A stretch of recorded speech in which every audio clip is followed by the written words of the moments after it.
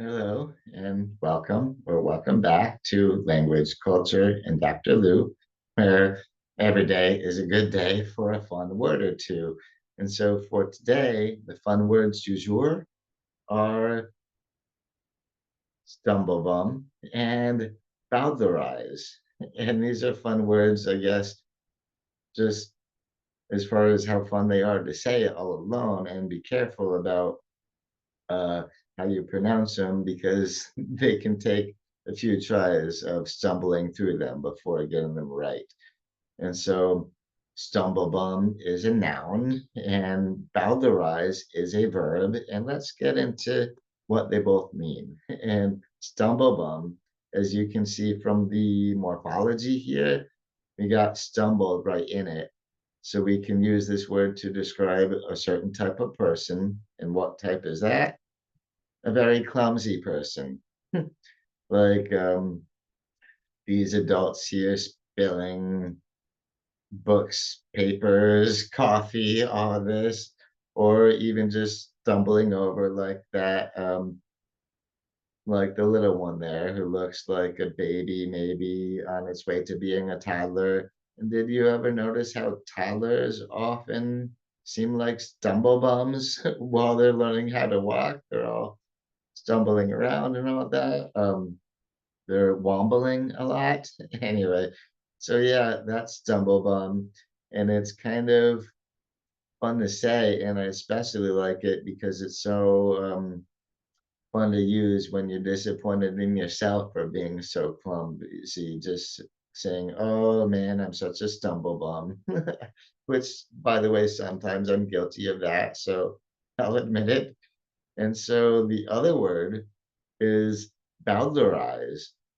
And this word, like I said, it's a verb to describe the activity of changing something. And what something is that? It's going to be a book or a poem or another piece of literature or maybe art. And how do you change it? When you bowdlerize it, you're changing it by either changing or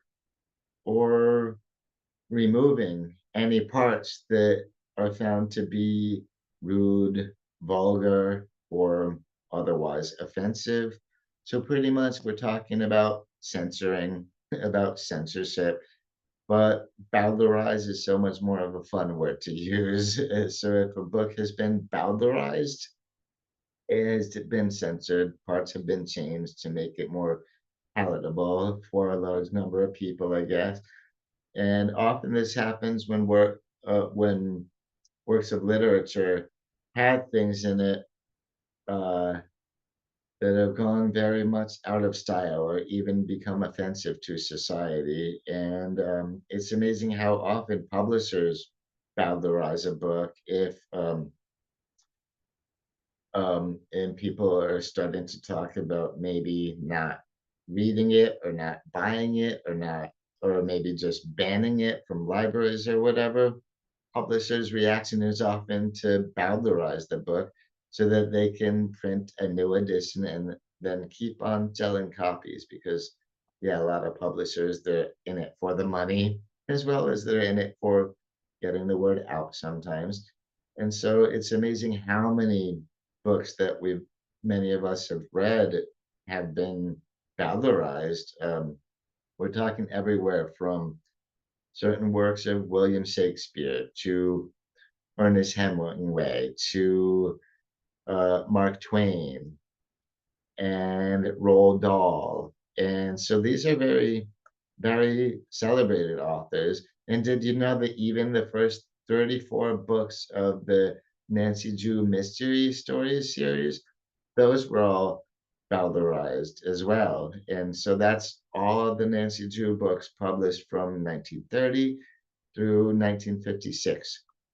They've all been changed. And it would be really interesting to look at um, the current version of the book as well as a printing of it that happened before it got bowdlerized and see what the differences are there. Anyway, and see if, yeah, if I would be offended by any of the language or imagery, because I don't know, because these were Bowdlerized long time before I was ever born and was ever able to read any of them, you know?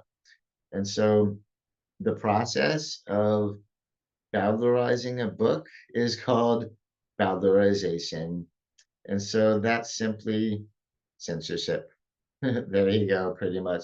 And so I don't love the action we're talking about. I do love all the words. I love how Bowdlerize brings us Bowdlerizes, Bowdlerized, Bowdlerizing, and even Bowdlerization. These are all pretty fun words for me, and they're mostly fun for me to get see if I can pronounce the whole thing without stumbling all over it, right? Anyway, so those were the fun words du jour, Stumblebum and Bowdlerize. And so thank you so much for watching this video. Please do give it a thumbs up, and if you like more content about language and culture, please do feel free to subscribe to the channel.